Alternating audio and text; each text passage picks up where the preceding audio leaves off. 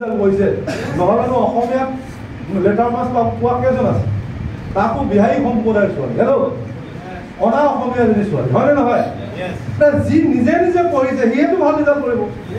আব্দুল কালামে নিজে নিজে পঢ়াৰ কাৰণে নাৱৰ টিঙত ষ্ট্ৰীট লাইটত পঢ়াৰ কাৰণেতো তেওঁ আজি আব্দুল কালাম হেল্ল' হিমা দাসে নিজে নিজে গৈ পিনি খেল খেলিবলৈ যোৱাৰ কাৰণেতো আজি হিমা দাস হেল্ল' যাদৱ পায়েঙে নিজে নিজে কি কৰিছিলে গছ পুলি ৰুইছিলে তাৰ কাৰণেতো আজি যাদৱ পায়েং ময়ো ডাইৰেক্ট নিজে বুজি পালি আহি উইংগাৰ বিক্ৰী কৰি নিজে নিজে কৰিবলৈ অহাৰ কাৰণে নিজে নিজে শিকাৰ কাৰণে আজি মই বিতুপন দাস ডব্লিউ দিছি আপুনি যিজনে নিজে নিজে কৰিব তেওঁ উত্তম জীৱ বুলি কৈছে আৰু যিজনে আনে কোৱাৰ পিছত কৰিব বুজি বাজি কৰিব আনে কোৱা কথা শুনিব দেখা কথা দেখি শুনিব তেওঁ কৈছে মধ্যম হেল্ল' বুজি পাইছেনে মধ্যম জীৱ শাস্ত্ৰত লিখা আছে মধ্যম জীৱ কোনটো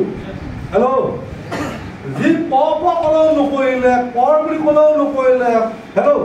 চব বুজি পোৱাৰ পিছতো এলাহ চব বুজি পোৱাৰ পিছতো জীৱৰ গতি নাই সেই জীৱটোৰ নাম হৈছে অধম হেল্ল' এই অধম জীৱৰ কোনো গতি নাই সি লেলে চেচে থাকিব হেল্ল' সি লাগিলে যিয়ে নহওক হেল্ল' ইয়েছ অৰ নো এতিয়া ডাইৰেক্ট চেলিঙে হওক বা হিমা দাসে হওক বা বিৰাট কোহলীয়ে হওক বা আপুনি অচন্দাই হওক যিয়ে হওক তেতিয়াহ'লে আপুনি উত্তম হ'ব লাগিব নিজে নিজে কৰিব পাৰিব লাগিব নিজে নিজে বুজি নিজে নিজে কৰিব লাগিব নিজে নিজে শিকিব লাগিব হেল্ল' ডাইৰেক্ট চেলিং ইণ্ডাষ্ট্ৰীত আহিলেও নিজে নিজে কৰা মানুহকেইটা আজি